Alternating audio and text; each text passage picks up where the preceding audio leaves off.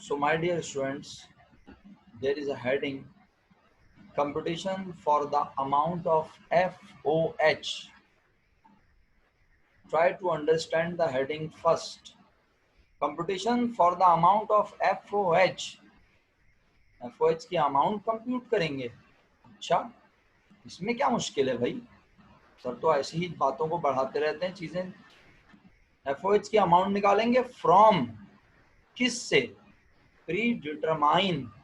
Pre determine माने पहले से मालूम करदा, पहले से मालूम शुदा, पहले से मालूम किया हुआ। क्या मालूम किया हुआ? पूरा जुमला है प्री डिटरमाइन FOH रेट। जुमला पढ़ना सीख लो, काम तो तभी समझ आ जाता है। इंसान जो है वो कहते हैं ना कि उन्वान देख के मजमून भाप जाता हूँ, यानी देखता हूँ कि उन्वान क्या है टॉपिक का, समझ जाता हूँ कि इसमें क्या होगा। तो भाई अगर तुम्हें हेडिंग समझ में आ गई तो तुम्हें पता चल जाएगा कि मैं इस सेक्शन में तुम्हें क्या पढ़ाने जा रहा हूँ। पूरी फाइवर में एक सवाल है इसके जैसा, लेकिन ये कॉन्सेप्ट बेतहाशा जगह इस्तेमाल हुआ है, ये जान नहीं छोड़ेगा हमारी। जॉब ऑर्डर कॉस्टिंग में ये है, स्टैंडर्ड कॉस्टिंग में ये है, तो बहुत जगह मिलेगा ये हमें, प्रोसेस कॉस्टिंग में ये है, लेकिन एक सवाल इसका आया हुआ है पूरी 5 ईयर में। तो अभी वो उस पहले हम 5 ईयर के क्वेश्चन पे जाने से पहले यहाँ प्रैक्टिस करेंगे। तो मेरे बच्चों हम निकालेंगे अमाउंट ऑफ FOH। अब बेतहाशा दिल और दिमाग में ख्याल आते हैं, मैं हर ख्याल का जवाब तो नहीं दे सकता, लेकिन काम की बात यह है कि सर FOH निकालने की क्या मुश्किल बात क्या है? भाई सर FOH 3 चीज़ों पर मुश्तमिल होता है। अच्छा, कोई तो इतना मासूम होता है वो ये भी नहीं बोल पाता ना, वो बोलता है पता नहीं क्या पढ़ा रहे हैं। FOH सर 3 चीज़ों पर मुश्तमिल होता है, और अगर आमाल VIP हों तो FOH की अमाउंट गिवन होती है। सर अगर आमाल मुनासिब हों तो FOH 3 नामों में बिखरा हुआ मिलेगा। है कोई हिम्मत वाला जो रिपीट करे?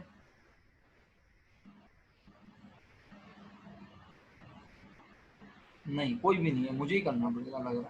सर क्या? क्या? ये अच्छा सवाल है, बेहतरीन। आपने महफिल रिपीट क्या करना है? हाँ, समझाया थोड़ी है मैंने सामिया, समझाया तो है ही नहीं मैंने। मैंने तो पूछा है, मैंने तो पूछा है कि भाई FOH अगर मालूम ना हो। सर ती, 3 चीजों पे होता है ना, इनडायरेक्ट लेबर, शुक्रिया, इनडायरेक्ट शुक्रिया, मटेरियल और इनडायरेक्ट एक्सपेंस। शुक्रिया सर, यही बोलना था। तैमूर भाई ने अच्छा लिख के सही। भेजा, जजाकुमुल्लाह। रिमशा ने लिख के भेजा, बहुत शुक्रिया। मरियम ने पहले एक लिख के भेजा, उससे पहले भी लिख के भेजा, नहीं, और मुख्तलिफ जवाब आए। अच्छा, सैयद अलैना ने तो लिख के भेज दिया, सैयद अलैना ने कि फर्स्ट निकालना है इन्वेंट्री के रेट से जो कि दिया हुआ होगा। अच्छा चलो ठीक है, और इनडायरेक्ट मटेरियल इनडायरेक्ट एक्सपेंस भी। हाँ जी सामिया, समझ आया। FOH या तो गिवन होता है या 3 चीज़ों में मुश्तमिल होता है, indirect material, indirect labour, indirect expense.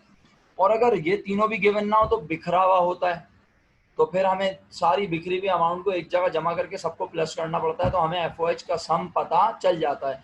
तो आज वो कह रहा है competition for the amount of FOH। कुछ बच्चे समझते हैं ऐसे ही करना है जैसे मैंने अभी बताया कि बिखरा हुआ होगा उसको इकट्ठा कर लो एक जगह, लेकिन नहीं, ऐसे नहीं करना। आज आज का क्वेश्चन इंतहाई डिफरेंट है। आप जितना फोकस होकर आज पढ़ेंगे, मैं बता रहा हूँ, आप समझ पाएंगे। अदरवाइज आप मुश्किल में आ जाएंगे और बोलेंगे सर ये तो बहुत मुश्किल है। मुश्किल ज़िंदगी में कुछ नहीं होता, ये हमारा अपना तर्ज अमल है कि हम चीज़ों को कैसे लेते हैं। तो कहता है कि FOH निकालना सिखाएंगे आज आपको पहले से मालूम करदा एक FOH रेट की मदद से। सर ये क्या होता है FOH रेट? FOH रेट का मतलब क्या है, कोई एक्सप्लेन कर सकता है? आसान लफ्जों में, बिल्कुल आसान, सिंपल। FOH rate. सर वो परसेंटेज में दिया होगा। हाँ, और थोड़ा सा क्लियर। क्या सर आप FOH की परसेंटेज दी होगी। क्या आप सबको मेरी आवाज़ प्रॉपर आ रही है? हेमन, आपको मेरी आवाज़ प्रॉपर आ रही है? अरीशा, आपको मेरी आवाज़ प्रॉपर आ रही है? जी सर, आ रही है। इस्मा, आपको? आ रही है सर जी। ओके, शुक्रिया, बताने के लिए बहुत शुक्रिया। तो मेरा बेटा, जिन बच्चों को नहीं आ रही, शायद इंटरनेट का कोई इशू हो सकता है उनकी तरफ। तो अलैना ने भी बोला और हफ्सा भी बोल के गई अभी अभी कि सर परसेंटेज बताई होगी, इसका इतना परसेंट। ज़बरदस्त बात की है भाई, बेहतरीन, छा गई आप। और हफ्सा ने भी क्या बोला? हफ्सा ने भी बोला सर परसेंटेज होगी। और मैं भी बोलता हूँ एक जुमला, आप इतराज़ करेंगे तो मुझे बड़ी खुशी होगी ताकि मैं उसको क्लियर करूँ। FOH रेट का मतलब है FOH का रिश्ता। सर किससे? हाँ, ये सवाल किया तूने, VVIP। FOH का रिश्ता वो अब मैं पढ़ाऊंगा किससे। FOH का रिश्ता मुख्तलिफ चीज़ों से हो सकता है। सर क्यों करवाते हैं रिश्ता, ये सवाल है। VIP इससे भी अच्छा। लेकिन FOH रेट का मैंने क्या बोला, आसान उर्दू मतलब FOH का रिलेशन, FOH की परसेंटेज। सही बोला है अफसा ने, सही बोला है अल्हम्दुलिल्लाह। अलैना ने लिख के भेजा इन्होंने मुझे कि FOH इतने परसेंट होगा इस चीज़ का, यानी FOH का किसी चीज़ के साथ रिलेशनशिप डिफाइन करना। सर क्यों कर रहे हैं डिफाइन, तो आगे जवाब मिल रहा है अब आपको। अगर आप तमीज़ से देखें, हम आपको आप पहले निकलवाएंगे क्या, FOH। और FOH निकालेंगे कैसे, पहले से मालूम करदा FOH रेट की मदद से निकालेंगे FOH। फिर दोबारा बोल रहा हूँ आखिरी बात, अल्लाह करे आप मेरी बात बहुत ध्यान से सुन रहे हो। क्या आप सबको प्रॉपर आवाज़ आ रही है ना, मैं बोलूँ? हम FOH की अमाउंट निकालेंगे पहले से मालूम शुदा FOH के रिश्ते की मदद से। FOH का रिश्ता किससे हुआ होगा, नीचे आपको 4 रिश्ते की बुनियादें नज़र आ रही हैं, और ये सिर्फ 4 यहाँ मैंने डिफाइन की हैं। वैसे FOH का रिश्ता बेतहाशा चीज़ों से हो सकता है। याद रहे कि आपको 3 नाम मैंने पढ़ाए, मटेरियल, लेबर और FOH। और बेटा मटेरियल के ऊपर भी हमारे पास 2 चैप्टर हैं कॉस्ट अकाउंटिंग में, लेबर के ऊपर 1 चैप्टर है और FOH के ऊपर भी 1 चैप्टर है। तो ये एक एक नाम के ऊपर चैप्टर हैं। तो FOH रेट का, जब FOH का चैप्टर पढ़ाऊंगा तो ये रेट के बारे में वहाँ भी बात होगी। अभी बहुत हल्के लेवल पे बात हो रही है, लेकिन ये बात रहेगी। FOH रेट हर चैप्टर में नज़र आएगा हमें, सही है। तो FOH रेट हो गया रिलेशनशिप, और इस रिलेशनशिप की मदद से हम निकालेंगे FOH। तो क्या मजाक है, FOH का रिश्ता दिया हुआ है और उसी की मदद से FOH निकालेंगे। तो कौन सा FOH, आगे समझो। फॉर इन्वेंट्री वैल्यूएशन, इन्वेंट्री की वैल्यू मालूम करने के लिए, इन्वेंट्री की वैल्यू मालूम करने के लिए हम FOH मालूम करेंगे पहले से मालूम करदा FOH रेट की मदद से। क्लियर है मेरी बात? नहीं है तो मैं 1 मिनट में क्लियर कर सकता हूँ अल्लाह के हुक्म से, अगर आप मेरी बात सुने। नहीं समझ आया, मैं कोशिश कर लेता हूँ। ये लो 1 मिनट लगेगा, ज़्यादा टाइम नहीं लगेगा इंशाल्लाह। अल्लाह मेरे मालिक और वजीर आला। जी बिल्कुल सर, रिपीट कर रहा हूँ, मुझे अंदाज़ा है रिपीट करना चाहिए।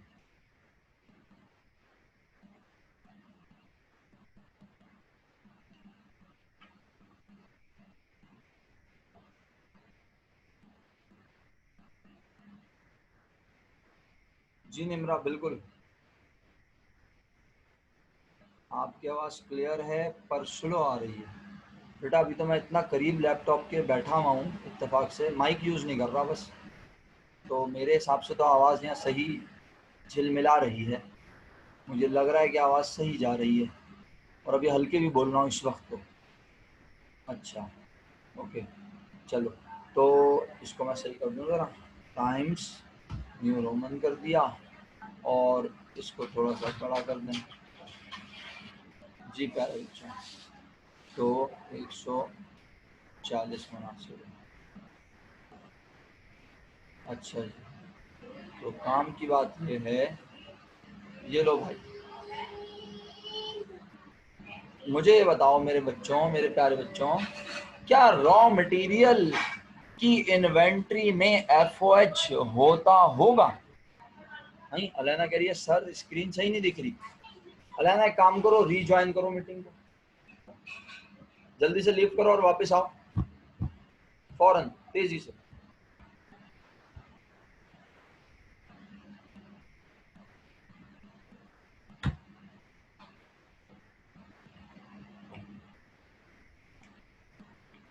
शहरी भाई मैंने सवाल क्या किया, जरा रिपीट कीजिएगा अपनी खूबसूरत आवाज में।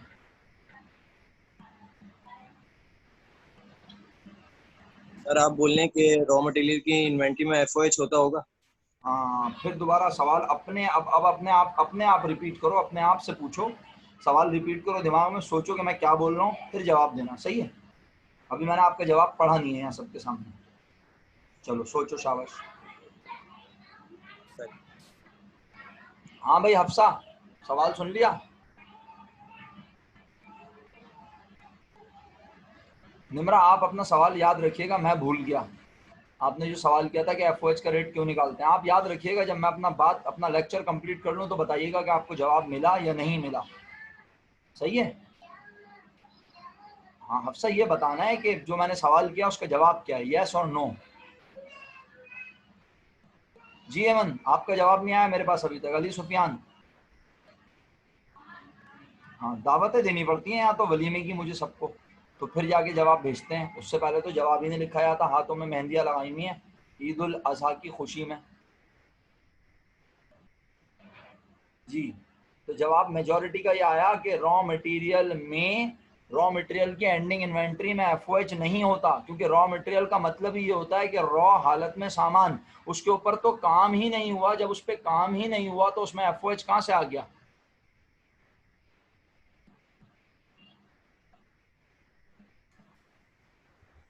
सही है? सब लोगों ने मेरी बात समझ ली? समझ के अली सबको पता थी? तो फिर बताएं, वर्क इन प्रोसेस की इन्वेंट्री में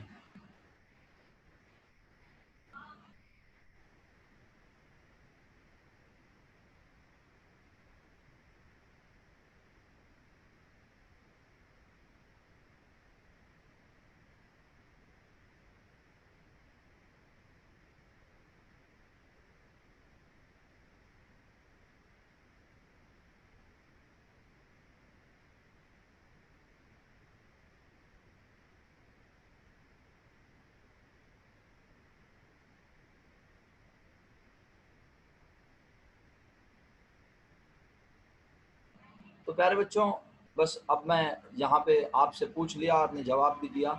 मैंने कहा वर्क इन प्रोसेस में एफओएच होता होगा, और वर्क इन प्रोसेस भी पूरा कह रहा हूँ। वर्क इन प्रोसेस की इन्वेंट्री में, जब मैं इन्वेंट्री का वर्ड यूज करता हूँ तो या तो वो ओपनिंग होती है या वो एंडिंग होती है ना? तो वर्क इन प्रोसेस का मतलब ही क्या होता है, जरा याद तो दिलाओ। सर उसका मतलब होता है काम चल रहा है अभी। अच्छा, तो काम चलना शुरू कैसे होता है? With the help of, raw material. बस। सर रॉ मटेरियल होते हैं और क्या वो एफओएच भी सारे उसमें शामिल होते हैं। ये तो सीक्वेंस से बताना लड़की। सर सबसे पहले रॉ मटेरियल आता है, उसके बाद फिर इनडायरेक्ट लेबर और ये एक्सपेंसेस वगैरह, इनडायरेक्ट एक्सपेंस और इनडायरेक्ट मटेरियल। भूल गई तुम जज्बात में आके भूल गई। डब्ल्यूआईपी में 3 चीजें आती हैं, डायरेक्ट मटेरियल, डायरेक्ट लेबर और एफओएच। ये रही पिक्चर, आज भी संभाल के रखी हुई है मैंने। डायरेक्ट मटेरियल, डायरेक्ट लेबर और एफओएच, और आपको समझाने के लिए एफओएच को ब्रेक किया हुआ है मैंने, वरना डब्ल्यूआईपी में ये 3 चीजें आती हैं। नजर आ रहे हैं ये तीर सब लोगों को? इसका मतलब है डब्ल्यूआईपी में रॉ मटेरियल भी आता है, डायरेक्ट मटेरियल भी आता है, डायरेक्ट लेबर भी आती है और एफओएच भी आता है।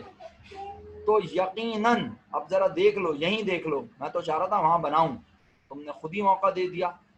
इसका मतलब है डब्ल्यूआईपी में जो सामान बच जाता है, क्या बोला मैंने? डब्ल्यूआईपी में जो सामान कितने का बचा हुआ है, जरा बताना सब लिख के मुझे। डब्ल्यूआईपी में कितने का सामान बचा हुआ है, और चाहे बचा हुआ हो चाहे पहले से मौजूद हो, किसी की भी बात कर लो, लेकिन मैं बचे हुए को फोकस कर रहा हूँ। 10,000 रुपए का। इस 10,000 रुपए के बचे हुए सामान में कितने फैक्टर होते होंगे, आप बोलो। इस 10,000 रुपए के बचे हुए सामान में भी कितने फैक्टर लगे हुए होते होंगे? क्या बात है, सब छा गए, सब ने जवाब लिख के भेजा 3। जबरदस्त। अब सुनना मेरी बात, हाँ मेरी बात सुनना, मैं तुम्हें कंफ्यूज नहीं कर रहा बल्कि स्ट्रॉन्ग कर रहा हूँ कॉन्सेप्ट। अगर हम बात करें कि हम 1,000 चेयर बना रहे थे, 900 बन चुकी हैं और अभी 100 इनकम्प्लीट हैं, तो 100 जो इनकम्प्लीट हैं वो बननी तो शुरू हो गई, लेकिन अभी उसमें जो पैर रखने की स्टिक होती है वो नहीं लगी, अभी उसमें रजिस्टर रखने के लिए जो स्टिक लगी हुई होती है वो नहीं लगी, और अभी उस पर कलर नहीं हुआ। तो इसका मतलब है उसके ऊपर कुछ हद तक मटेरियल लग चुका है। जितना स्ट्रक्चर बना है वो लेबर ने बनाया है, और उसके बनाने में फैक्ट्री का रेंट, फैक्ट्री की इलेक्ट्रिसिटी और इनडायरेक्ट लेबर, ये सारे खर्चे भी उसके ऊपर हो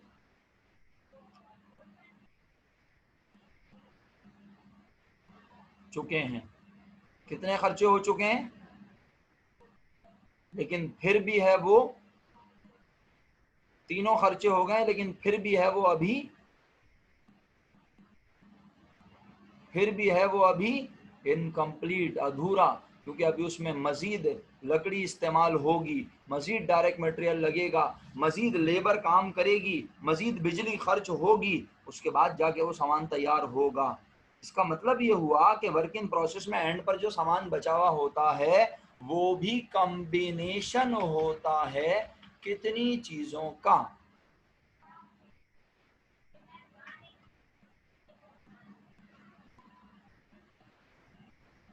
ओके, तो आज फिर दोबारा थोड़ी सी ड्राइंग करते हैं, क्या ख्याल है?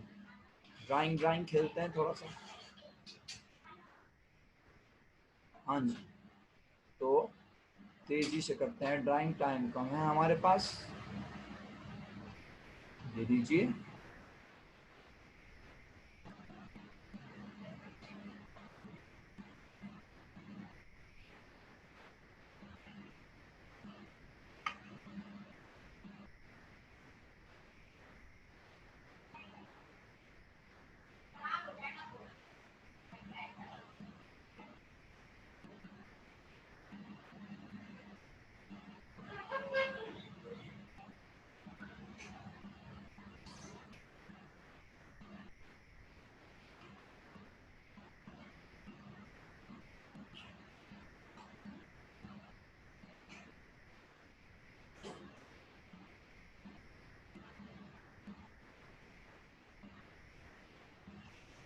जी जनाब, DM, DL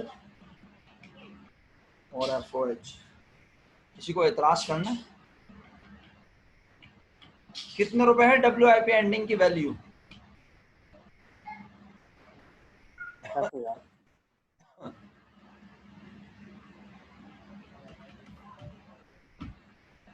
10,000।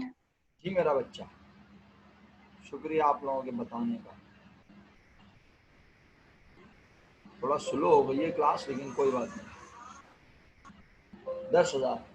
अब इस 10,000 रुपए के इनकम्प्लीट सामान में 3 फैक्टर लगे हैं। सबसे पहला डायरेक्ट मटेरियल, बोलो उसे पहचानना आसान है या नहीं? यस सर, आसान है। ओके, तो मैं कहता हूं 4,000 रुपए का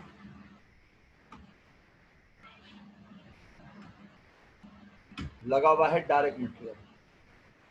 एतराज करना है किसी ने? सर क्या ये पेपर में गिवन होता है? प्रैक्टिकल लाइफ में तो जो सुपरवाइजर्स होते हैं प्रोडक्शन के, वो डिसाइड करते हैं कि इनकम्प्लीट माल में कितने का मटेरियल लगा हुआ है, कितना रुपए की लेबर है और कितने का FOH, प्रैक्टिकल लाइफ में। बट अभी हम फिलहाल एज्यूम कर रहे हैं, फिर हम आपको सवाल पे लेके जाएंगे तो बताएंगे जी। डायरेक्ट लेबर बिल फर्श मैं फर्श कर रहा हूँ अपने पास से, आप बुरा नहीं मानिएगा।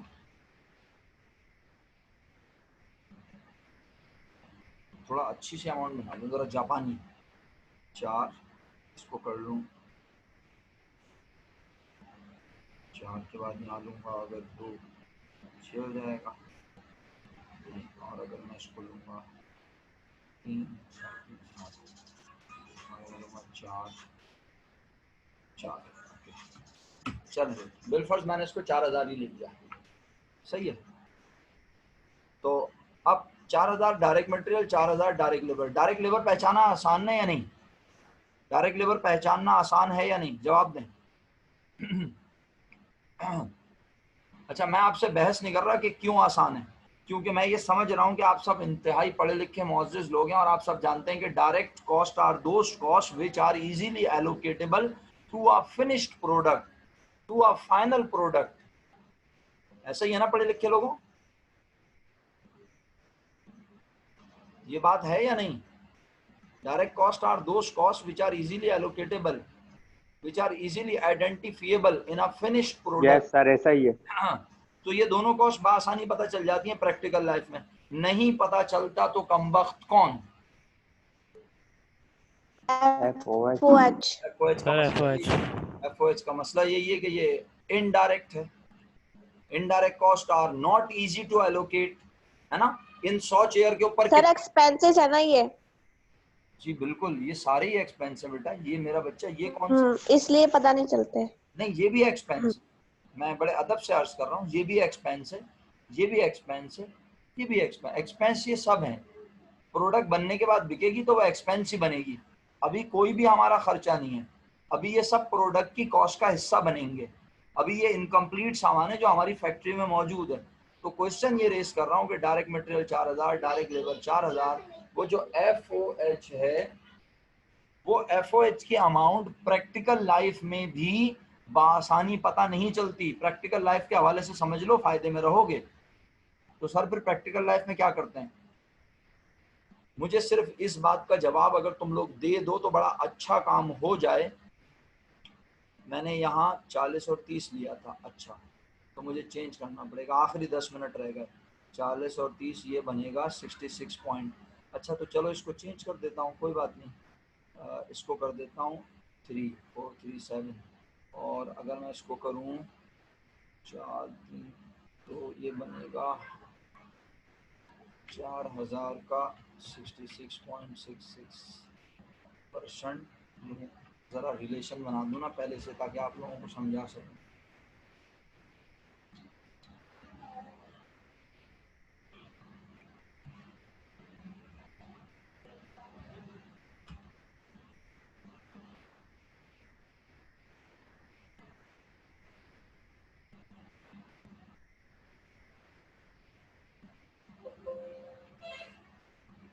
अच्छा चलो इसको भी देख लेते हैं बेटा।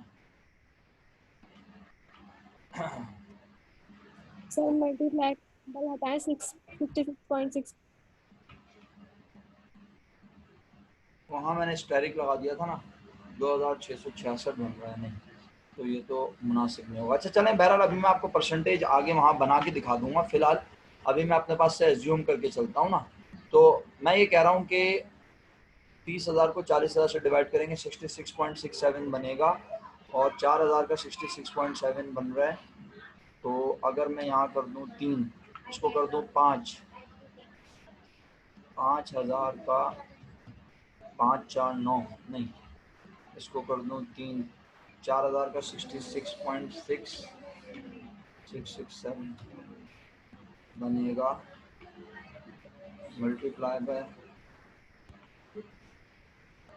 2667, और यहाँ पर जनाब आली मैं कर दूँ अगर 5,000 तो 3,333, 3,000 कर दूँ तो 2,000, ये अच्छा ये मुनासिब है। 5,000 ये VIP हो गया भाई। चलो अब समझाते हैं तुम्हें। 5,000 का डायरेक्ट मटेरियल, 3,000 रुपये का डायरेक्ट लेबर, ठीक है, और FOH की अमाउंट नहीं पता। बात हो रही है किसकी प्यारे बच्चों, जल्दी बताओ। Work in process ending. Work in process ending. Work in process ending के अंदर फोकस कर रहे हैं हम किसे? 3 FOH। चीजों को। नहीं 3 को नहीं बेटा, गौर से देख लो आप किसे फोकस कर रहे हैं। FOH को। तो हमें असल में WIP एंडिंग के अंदर की 2 चीजें तो पता होती हैं, तीसरी चीज पता नहीं होती। प्रैक्टिकल लाइफ में भी ऐसा ही होता है। तो हमें FOH की ये वाली अमाउंट मालूम करनी होती है। जब ये पता चलेगी तो हमें WIP एंडिंग की अमाउंट पता चल जाएगी। देखो अभी वैसे तुम्हें पता है ना ये 10,000 है, और तुम चाहो तो 5 3 8 और बोलो इसमें से माइनस कर दें, यहाँ पे कितना आएगा? सो गए सब लोग 2,000। लेकिन मैं जानबूझ के बोल रहा हूँ अभी हमें ये 2,000 पता नहीं है, सब ये फर्ज करें। नहीं। तो फिर ये कैसे मालूम करते हैं? ये रहा पूरे साल का, बोलो ये रहा पूरे साल का, बोल ही नहीं रहे क्या? ये पूरे साल का FOH, एक्सीलेंट। हम इस पूरे साल के FOH का करवाते हैं रिश्ता। क्या बोला? हम इस पूरे साल के FOH का करवाते हैं रिश्ता। सर किससे करवाते हैं? रिश्ता करवाने के लिए ये 4 बेसिस हैं जो अभी मैं चंद लम्हात के बाद, मीटिंग खत्म होने के बाद पढ़ाऊंगा। ये 4 रिश्ता कराने की बुनियादें हैं, सही है। जब ये रिलेशन बना देते हैं FOH का, तो फिर हमें एक रेट पता चल जाता है, एक रिलेशनशिप पता चल जाता है FOH का किसी भी चीज के साथ। FOH का रिलेशन डायरेक्ट लेबर के साथ, FOH का रिलेशन डायरेक्ट मटेरियल के साथ, तो हमें एक परसेंटेज पता चल जाती है। अब सुनना मेरी बात, अगर बिल फर्ज मैं फर्ज करूं तुम मेरे साथ हो, अगर मुझे FOH का रिलेशनशिप पता चल गया, अगर मुझे FOH का रिलेशनशिप पता चल गया किसके साथ, डायरेक्ट लेबर के साथ, तो जरा देखना इधर, मैं उस रिलेशनशिप को इस डायरेक्ट लेबर के अमाउंट पे यूज करके FOH निकाल लूंगा ये वाला, अगर तुम्हें मैथमेटिक्स आती है तो। मुश्किल है काफी, मैथमेटिक्स आ गई ना बेटा, अकाउंटिंग होती तो बर्दाश्त कर लेते। मैं अभी करके दिखाऊंगा, परेशान नहीं हो, अगली मीटिंग शुरू होते ही ये काम करूंगा। अभी ये मीटिंग मैं खत्म कर रहा हूँ 2-3 मिनट में। FOH की अमाउंट कैसे निकलेगी, हम FOH का रेट निकालेंगे और अमाल अगर VIP हुए तो रेट गिवन होगा, रेट गिवन होगा तो हम रेट का बताएगा वो कि किसके साथ रिलेशन है वो। अब ये निमरा को जवाब मिल रहा है उसके सवाल का कि रिलेशन बनाते क्यों हैं, क्योंकि हमें WIP एंडिंग के अंदर का FOH की अमाउंट मालूम करनी होती है। इसके लिए पूरे साल के FOH का पूरे साल की किसी चीज से रिलेशन बना लेते हैं। जब हम डायरेक्ट लेबर से रिलेशन बनाते हैं तो WIP एंडिंग के अंदर की डायरेक्ट लेबर तो हमें पता होती है, हम उसी पे वो रेट लगा के FOH भी मालूम कर लेते हैं। और जब हमें तीनों पता चल जाते हैं तो हमें WIP एंडिंग बआसानी पता चल जाती है। अब हेडिंग पढ़ लो आखिरी बार, आज FOH की अमाउंट निकालना सिखाऊंगा पहले से मालूम शुदा एक FOH रेट की मदद से, ताकि तुम क्या कर सको, बोलो, इन्वेंट्री वैल्यूएशन। समझ में आया ईमानदारी से? अब नहीं आया ना तो कोई मसला नहीं है, ये तो मैंने सिर्फ माहौल बनाया है बेटा। अब मैं काम करूंगा और जब मैं काम कर रहा हूँ तो उस वक्त मैं दोबारा इतना नहीं बोलूंगा, बस फिर मैं पढ़ा ही रहा हूँ सिंपल। ये मैंने समझाने में इतना टाइम लगाया आपको, अगर मैं काम करता तो इतनी देर में सवाल सॉल्व हो जाता। आज मुझे FOH मालूम करना है किस चीज का, WIP एंडिंग के अंदर का। कहाँ का FOH मालूम करना है प्यारे बच्चों, WIP एंडिंग के अंदर का FOH। और WIP भी कौन सी, एंडिंग, सर ओपनिंग का नहीं, अरे यही WIP एंडिंग अगले साल की बन जाएगी ओपनिंग, तो WIP एंडिंग के अंदर का FOH मालूम करूंगा, पता करूंगा, ताकि ये FOH एंडिंग मालूम करके WIP एंडिंग की कॉस्ट मालूम कर सकूं।